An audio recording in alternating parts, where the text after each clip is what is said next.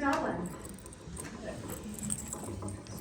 Yeah, great. Well, I'll just start by saying that while we're gathering the data and the FDA responds to data, people really respond to stories. And so I think the most important thing now that we've got the data is the public education. So I'm just really grateful for all of you to be here and help us tell the story in different ways of what we're trying to accomplish.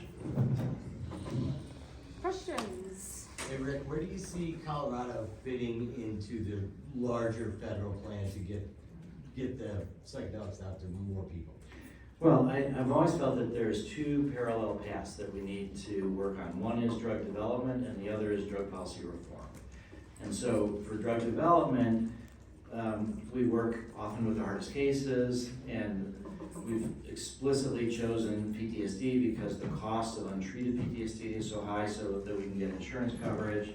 The same is true for depression, for substance abuse. Those things are very expensive, and we believe that insurance will cover that. But there's a lot of people that have low levels of anxiety or trauma, or want experiences for creativity or personal growth, or just to be spiritually connected, and that those are going to be people that will hopefully provide access to through drug policy reform. So I think fundamentally the drug war is counterproductive, and that we need to end it as soon as possible.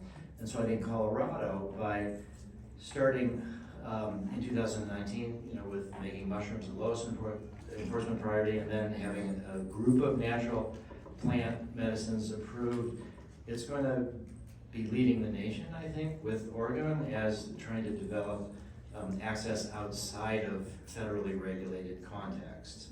And I think that there's going to be something that we can announce. I believe that we have one of the things we're most proud of is that actually we are training Denver police in what to do if they encounter people having difficult trips. How do you de-escalate, psychedelic emergencies, you could say. We want to train first responders. We want to make this available to police forces across the country, to all sorts of first responders. And so Denver is the first police organization that we are working with in that kind of a formal way to try to train their officers. And that's because they made mushrooms the lowest enforcement priority. Now they have this Natural Plant Medicine Act. And so I think that Colorado is going to be an example.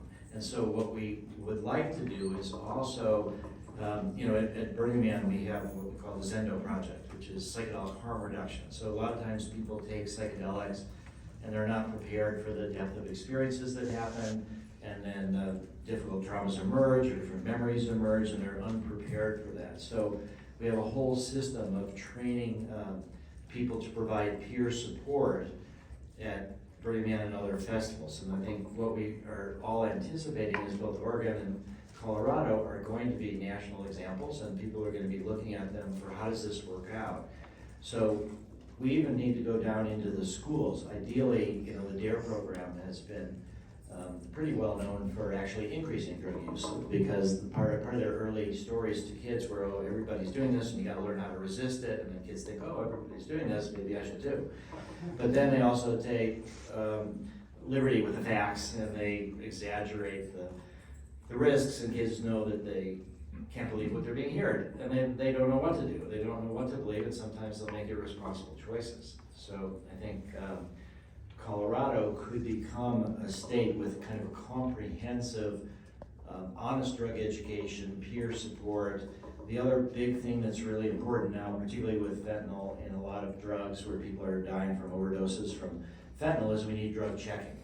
And so that's something that is more common in Europe and in Canada, but it's not been as common in the United States. There's only actually one DEA licensed facility in the country in Sacramento, drug detection lab, that can take anonymous samples of drugs, and then they put the results of what they are up on the internet, and people send like postal money orders and stuff. So I think that kind of coming around in Colorado, I think there's enough political support for reevaluating what is the education that's being provided to kids in schools, and also what can we do about first responders, and then drug checking, and then this regulated system of guides, how they're gonna work with that. And I think the fact that they're trying to escalate or move forward the implementation of ibogaine as well as the psilocybin mushrooms because of the opiate crisis, that as Governor Polo said, he helps people, instead of going to Mexico, come to Colorado for these kind of treatments. So I think it's our opportunity here in Colorado to support the policy change in as many ways as we can. Rick, I have a question. First of all, this is amazing. This is unprecedented. I've been in other conferences. This is just as crazy as it can get. So congratulations, this is amazing. It's not as crazy as it yeah, can it is. get. It is. We have hopes for future conferences that will be crazier. I would want to be part of it. I really wanted, I'll just say, that I had hoped that we would have loads of ayahuasca ceremonies around this. And Yeah. there's... I'm Peruvian, so Oh, I'll there be you glad go. to. Okay, but to be in part of the it. future, once this natural plant medicine gets more implemented, yeah, we'll have crazier conferences. I have one question. Do you think that in future conferences, would it be possible to include some of the people that had been harmed in therapeutic settings as part of the conversation so they can contribute a little bit with what needs to be changed, improved, and whatnot? Are there plans for that? Because I haven't seen that on the conference. Yes, that's a great question. And so I'll share that I had thought about that and inviting some people. And what we have right now, because we're getting closer to this potential FDA approval, so there's a general sense that we all know from watching the TV commercials about drugs on prescription drugs, that you have patient testimonials. And so I wanted to have some of the patients that have been in our studies, and the compliance people have said no at this stage prior to potential FDA approval, so we were banned from having people tell their positive stories. And so that made me think that maybe people telling their negative stories, I think that's maybe a failing of the conference, I would say. And so I think we do need to understand what are the concerns. I think some of the people that have had outcomes that they weren't happy with have been portrayed in more inflammatory ways, and so we weren't clear that it would be a productive discussion. But I do think that just as the fact that psychedelics don't work for everybody, sometimes they can make some people not just neutral, but maybe have them be worse. Sometimes when you bring things to the surface and there's not a lot of support, then people need more support. And so in the clinical trials, the situation is everybody had to get the same amount of therapy. And so for those people that may have needed more therapy, we couldn't offer that to them.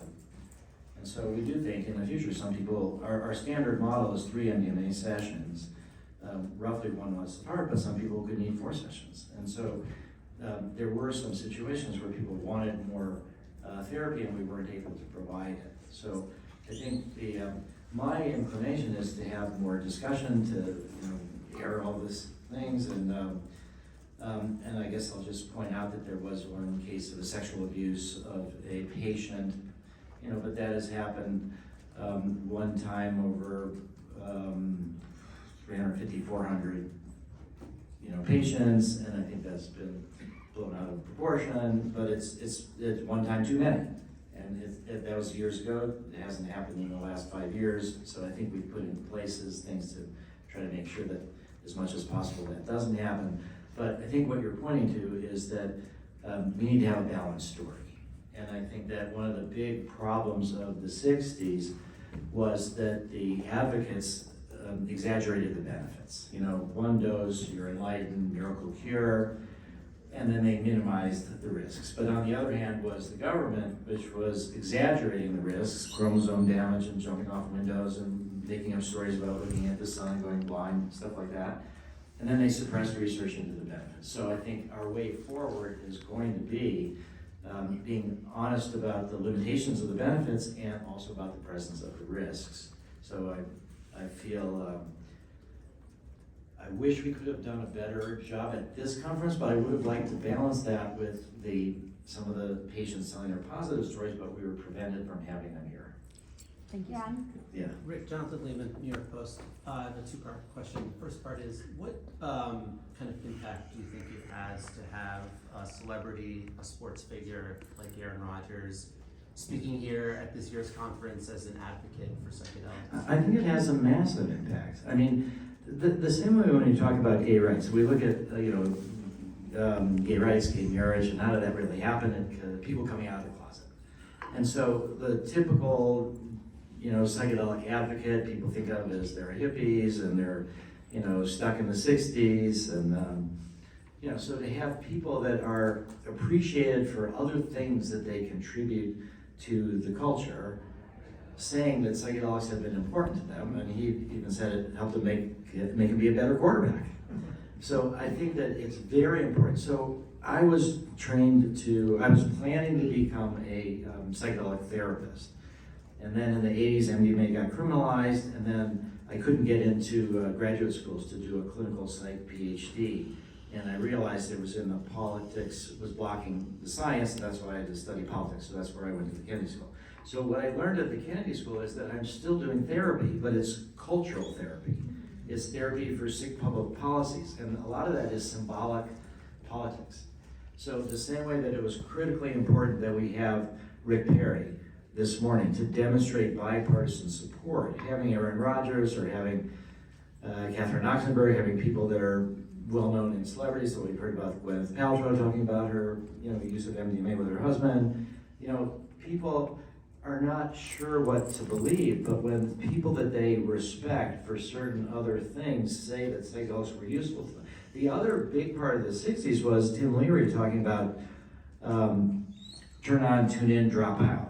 And so the narrative has been you take psychedelics and now everything's changing and you leave your job and you leave your family and you go, live on a farm and, plant soybeans or whatever. And so the fact that Aaron Rodgers could do psychedelics and he is still Aaron Rodgers, that was what was so effective about Michael Pollan and How to Change Your Mind. That he was Michael Pollan, he was an expert in health, he does all these psychedelics, oh my God, he's still Michael Pollan. He hasn't fundamentally thrown everything aside.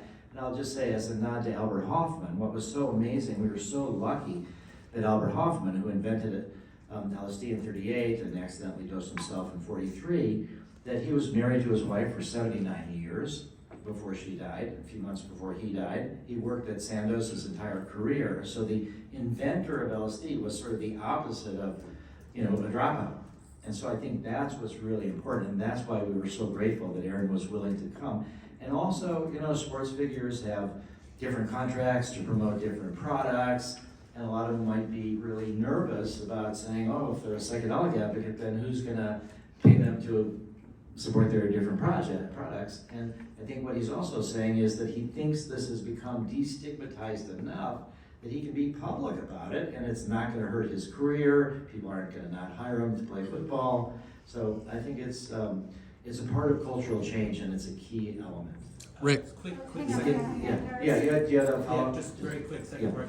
Do you think there's any potential downside or risk to having like a non-expert in the field become, a face of psychedelic use? No, I don't. I think that having someone be an advocate to say this works for everybody, it worked for me, it works for everybody, but that's not what Aaron is saying.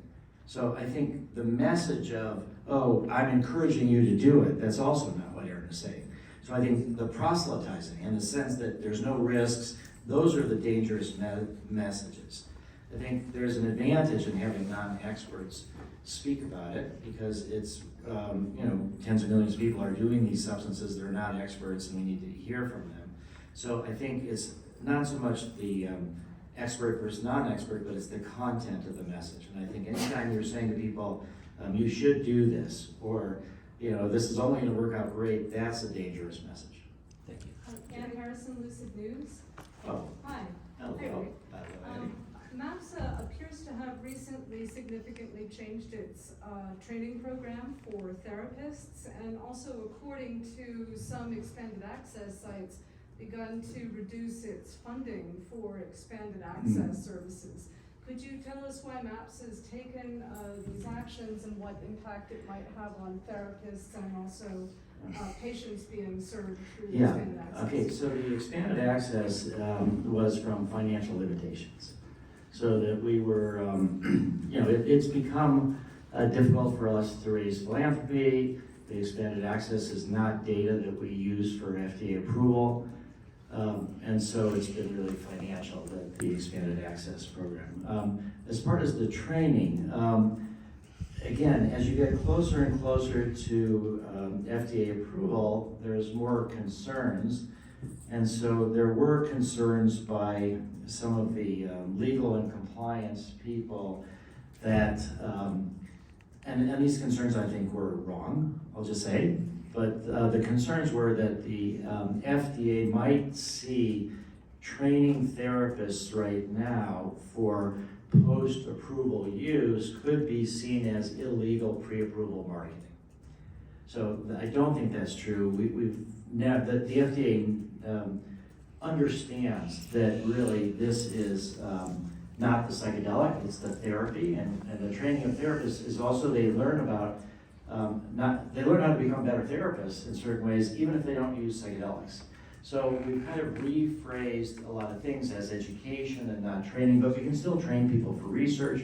We can train people for investigator-initiated trials, and I think that the there's just this concern that as we get closer and closer to potential success, there's more concern about not alienating the FDA. So we are restarting the program more a little bit of an educational frame, but I'd say the most important part is this question of therapists having their own psychedelic experience. And so again, so we did have approval from FDA for a protocol that was looking at self-compassion, but it was to give, it was limited to therapists that we've been in a training program to volunteer to be in that study. We've had a previous study like that, about 125 therapists have been through it, and when we asked them how much does it help them professionally, how much does it help them personally, what risks they experienced, it's extremely close to unanimous that it really helped them a lot professionally to be better and effective. So we do have a protocol, but we've not implemented it because it was too expensive. And yet, we've had an agreement with Numinous, another company in Vancouver. Their price point will be somewhere in the neighborhood of $2,500, $3,000, something like that, for therapists to go receive their own MDMA experience. And we're looking at the Bahamas, also New Mind, we're working with the Bahamas there. So these things are gonna still be available to therapists, but at a much lower cost, because everything that we do has to be monitored in different ways to make it so it was all auditable by FDA. So I think we're really not really de-emphasizing the training. So what we are wanting to do, and I spoke with some of the people at the BBC just the other day, that what the FDA requires is a floor, and we can require more. So what we should say is that we will not sell MDMA to any prescriber who doesn't work with therapists that have been through our training program or training programs that we authorize. So eventually, what we want is schools of psychiatry and psychology to offer this as part of core curriculums and not just train them on MDMA. We want them to train them on ketamine, psilocybin, to cross-train them. So I think that it is in our best interest to refuse to sell to therapists who've not been through our training program or something equivalent. And we really realize that when you bring something that's been suppressed and underground and it's controversial and you bring it up into widespread use, that the early impressions of society are critically important. And so we need to be even stronger about limiting it to trained therapists now, although I don't think we'll ever change that. I think that, but the other part is just to say is that once therapists have learned our method that we used in the phase 3 studies, that they're not limited to using that method. Post-approval, should we get there, they can combine it. If you heard Barbara Rothbaum talked about prolonged exposure, and she thinks it's good to combine MDMA with prolonged exposure. We've combined, we're doing studies to combine cognitive processing therapy with MDMA. cognitive behavioral conjoint therapy, where it's the vet or whoever has PTSD and their partner and both get MDMA. I think there's all different therapeutic modalities that people can practice post-approval, but a lot of the things that we do are unfortunately financially constrained. And so you saw Blake Mycoskie saying he's giving $10 million a year for 10 years for $100 million. And so I think that's there are philanthropists that really are moving, but they're spreading it around to all the different things. And so I just want to reassure you, I guess, that the training of the therapist is critical, and that you can take MDMA and you can be worse off. You can take a psychedelic and be worse off. What makes the difference is the context, and it will be the quality of the training of therapists. Rick, quick clerical question. Yeah. You mentioned drug testing earlier. There are shortcomings with that. The part you test is not the part you take. Are you supportive generally of safe supply legalizing all drugs? Yes, I am. And so Carl Hart is on our board of directors, and one of the things that I said to him at one point, and he said he might adopt this slogan, is that the more dangerous the drug, the more important it is that it be legal. Because Yes. then you can assure purity. Right. And also, when you drive people underground that have drug problems, they don't ask for help, you stigmatize them. So actually, my dad was a pediatrician, and he and his partners were in Chicago, and they did the early medical evaluations of the kids for the first crack baby studies. And what he told me is, first off, that the whole phenomenon was being exaggerated. You know, that there is no crack baby phenomenon, there is fetal alcohol syndrome, but it was due to poverty, malnutrition, all these other things that they were doing. But he also said that these pregnant women who were addicted to crack cocaine were scared of going to treatment, that their babies would be taken away from them. And so when you stigmatize them and push them down like that, they don't come to treatment. And there's been several studies, heroin and maintenance studies, that have been in Vancouver, Switzerland, and elsewhere, where you provide heroin to people who are addicted to heroin, then they can lead more normal lives. They're not robbing and stealing and, you know, getting impure drugs or getting mixed with fentanyl. And because you're treating them in a humane way, a lot of them want to get on methadone or they want to go to therapy. So I personally believe that the drug prohibition has never been about reducing drug abuse. It's always been about persecuting different kind of minorities of different kinds. So I think that, now to your very first question though, yeah, it's true that you get a capsule or a tablet, and it's not clear because they're not made in pharmaceutical labs, Right. that it's all equally distributed. So you may test something that is not reflective of what's in the rest of it. But I think often they are fairly well distributed, and at least that's some information. Yeah. And when this drug detection lab does it, they do crush it all up and they get everything that's in there. Yeah. But the DEA, just to say, they prohibit them from giving quantitative information, because they didn't want dealers to compete and say, my product's pure than yours, and this and that. So the DEA learns what's going on out there, but you can only get qualitative information. So I think that we would be a lot better off. And there have been people who have died from ecstasy mixed with fentanyl. Yeah. I mean, it's just horrible, young people. And so I think we really need to get over this mindset that the drug war is protecting us in any way. It's a war on people. It's a war on consciousness. It's against minorities. And that's why I think when you heard Rick Perry, you know, we do differ on some things. And I think luckily there's a libertarian wing of the Republican Party that believes in personal liberty. And so I think that we need to ally with them and with a lot of the drug policy reformers. And that is controversial, but I think that's the direction that we're going to be going in. And then we see that with legalization of marijuana. Here we are in Colorado. Colorado is now falling apart because marijuana is legal. You know, their economy's thriving. So. Thanks, I have Rick. a question that touches on something you mentioned earlier. So when I talk to a lot of kind of the old heads from the movement, they express concern over the commercialization of the movement and Yeah. the influence that Wall Street will have. Yeah. Do you have any concerns about all Oh of yeah, this I money? totally do. Well, the whole American healthcare system is so screwed up, and it's screwed up because of the profit motive, and because we have profits over people, and you know, pharmaceutical drug pricing is a challenge, and a lot of people don't even have insurance. So I think that, well, I guess it gets to Andy's question.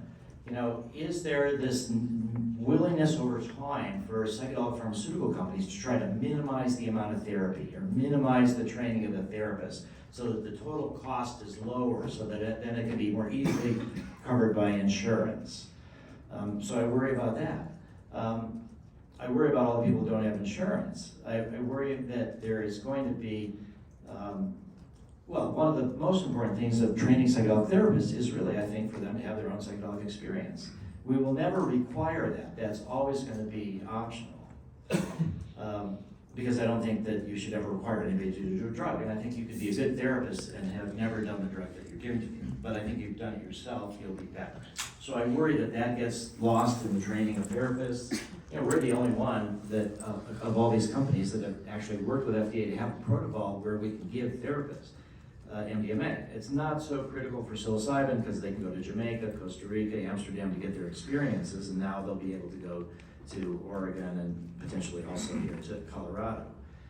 But the prioritization of profits, so with the MAPS Public Benefit Corporation, there's always this balance between you know, public benefit and profit. And so, yeah, that I think we have to be very vigilant about that. On the other hand, when you look at how much money has been raised by these for-profit companies, it's in the billions of dollars. And so, if you heard from Josh Gordon, you know, there hasn't, this morning, the head of NIMH, there hasn't been a whole lot of funding from the federal government for this area. He said they didn't fund any of these clinical trials. So, on the one hand, there's the danger of over-focused on profits, but on the other hand, there's the access to capital.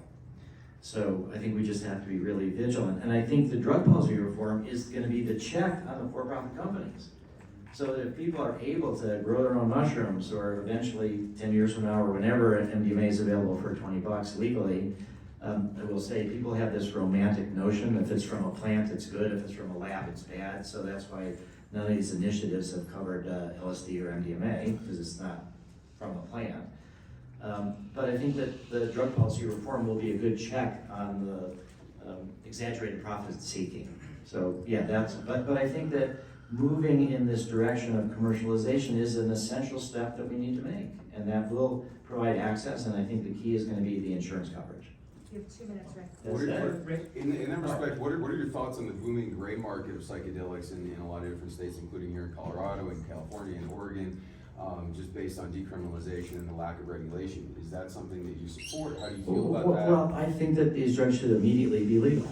So I think anything that moves in that direction, you need to look at the costs and the benefits. And I think that with proper education and training, so if we don't have a message, everybody should do this,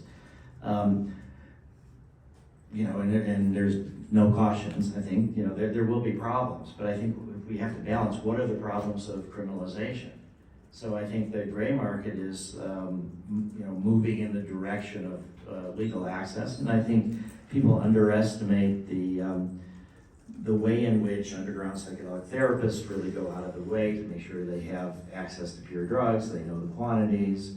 So I think in many ways I would say that the underground psychedelic therapists are the unsung heroes of this world. I don't know who's going to be mad at me for saying that,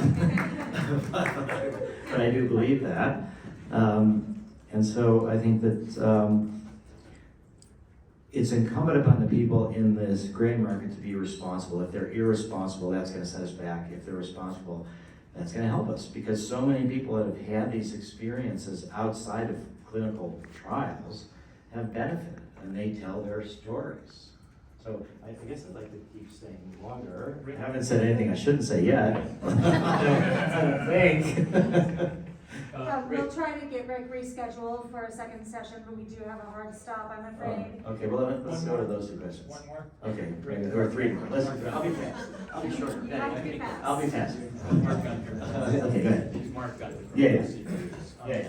Like McCoskey said this morning, he's an investor as well as a donor to MAPS. Can you bring us up to date on where you stand with fundraising for the Well, we are exploring all the options, but we haven't made any decisions yet, and so there's nothing I can say. Rick, Meryl Davids, National Geographic. 2 questions about the FDA. Are you gonna be applying, do you think, for, MDMA, assisted therapy? And is that common to, or as opposed to just the drug? Okay, And second question is, why are there 2 phase 3 clinical trials? Oh, you need to, well, our first phase 3 study was so successful that it met all the criteria for going to FDA with just one phase 3 study. And we asked them about that, and they said no. They said that they wanted a second confirmatory study because they were pretty persuaded about the efficacy, but they weren't sure about the safety. So we had to do the second one. But what the treatment is not the drug, it's the therapy that the drug makes more effective. So what FDA will be approving, they will be ideally, hopefully, moving the drug from Schedule 1 to another schedule. But I believe that they will insist, and if they don't insist, we should insist on top of that, that it's only under direct supervision of the therapist. It's never a take-home medicine. We know that Spravato has sometimes been given because of the pandemic, the ketamine spray, that people have been able to take it and do it at home. That should never be the way with medicalized MDMA. And so I think and there's no precedent for this. So they approve the drug, and then the conditions of the therapy are imposed upon them? Yes. But they understand really that the phase 3 studies got the results that they got because it was under the direct supervision of No, I understand. I'm therapists. Yeah. wondering whether you're applying for MDMA approval or whether you're applying for. Well, it's the package. It's the package. But the drug has to be rescheduled to make it all available. Yeah. In this medicalized therapeutic model, what is the unnamed religion or spiritual influence?